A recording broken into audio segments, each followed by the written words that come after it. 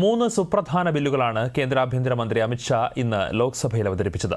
130-ാം ഭരണഘടനാ ഭേദഗതി ബിൽ കേന്ദ്ര ആഭ്യന്തരമന്ത്രി അമിത്ഷാ ലോക്സഭയിൽ അവതരിപ്പിച്ചത് പ്രതിപക്ഷ ബഹളത്തിനിടയാക്കി. ഗുരുതരമായ കുറ്റങ്ങൾ ചുമത്തി അറസ്റ്റ് ചെയ്യപ്പെടുന്ന മുഖ്യമന്ത്രിമാരെയും മന്ത്രിമാരെയും തൽസ്ഥാനത്ത് നിന്നും നീക്കം ചെയ്യുന്നതിനുള്ള ഭരണഘടനാ ഭേദഗതി ബില്ലാണ് അവതരിപ്പിച്ചത്.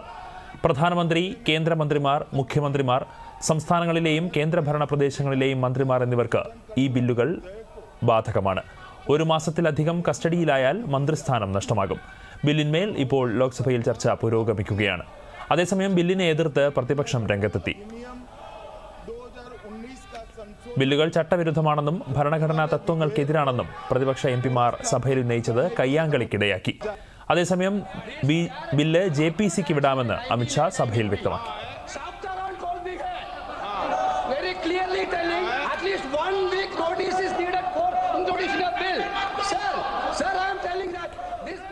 സഭയിൽ വിതരണം ചെയ്ത ബില്ലിന്റെ കോപ്പികൾ പ്രതിപക്ഷം നടുത്തളത്തിലേക്ക് വലിച്ചെറിഞ്ഞു. 2019 ജമ്മു കശ്മീർ പുനഃസംഘടനാ നിയമം ഭേദഗതി ചെയ്യുന്ന ബില്ലും അമിത്ഷാ ലോക്സഭയിൽ അവതരിപ്പിച്ചു.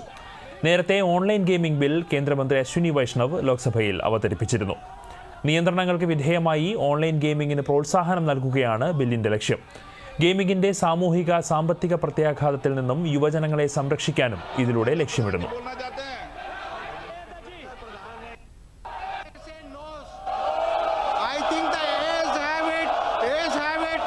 Permission is granted and the minister may now introduce the bill.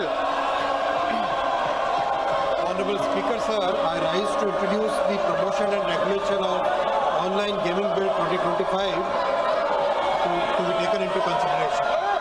Honorable member who have